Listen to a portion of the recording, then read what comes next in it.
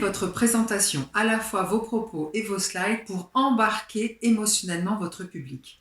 Parce que cette dimension émotionnelle, c'est exactement ça qui est la clé de la mémorisation, de l'adhésion et de la mobilisation à vos propos.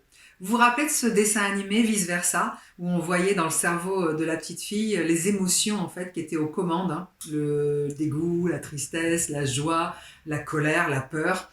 Eh bien, c'est exactement ça dont il s'agit. Il s'agit en fait, vous, quand vous prenez la parole, de convoquer l'assemblée générale des émotions qui sont dans le cerveau de votre public, enfin de toutes les personnes qui sont présentes devant vous. Et toutes les émotions sont bonnes à convoquer. Il suffit juste, évidemment, de le faire judicieusement. Vous allez donc avoir à choisir en fait un registre de présentation, une sorte de forme artistique de présentation, tout en restant évidemment confort. Il ne s'agit pas pour vous de devenir des stand-uppers ou des showman, mais au moins de mettre des paillettes dans la vie et dans le cœur de votre public. Alors des formes artistiques ou des expressions artistiques pour habiller vos présentations, il en existe plein. Je vous en donne 2-3 exemples juste pour que ce soit clair pour vous et que vous compreniez de quoi je parle. Premier exemple, ce serait d'utiliser des bandes dessinées.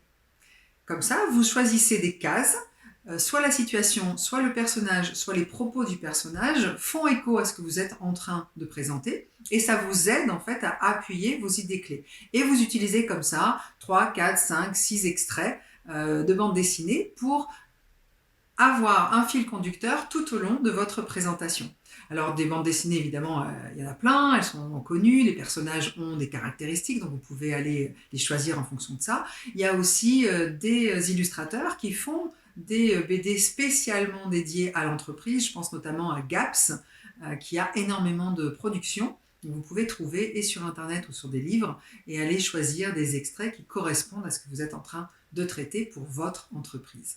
Deuxième possibilité, ce serait d'utiliser par exemple les chansons. Vous pourriez ponctuer vos propos d'extraits musicaux qui vont vous permettre finalement d'appuyer là aussi les idées clés que vous avez à défendre. Parce que bon, il faut bien savoir quand même que en général, quand on démarre une réunion, un séminaire, une convention, on sait qu'on en a pour des heures, on est plutôt dans cet état d'esprit-là. Je ne veux pas travailler, je ne veux pas déjeuner, je veux seulement oublier, et puis... Voilà, donc évidemment, c'est quand même utile d'utiliser ce genre de registre. Troisième possibilité, ce serait les citations.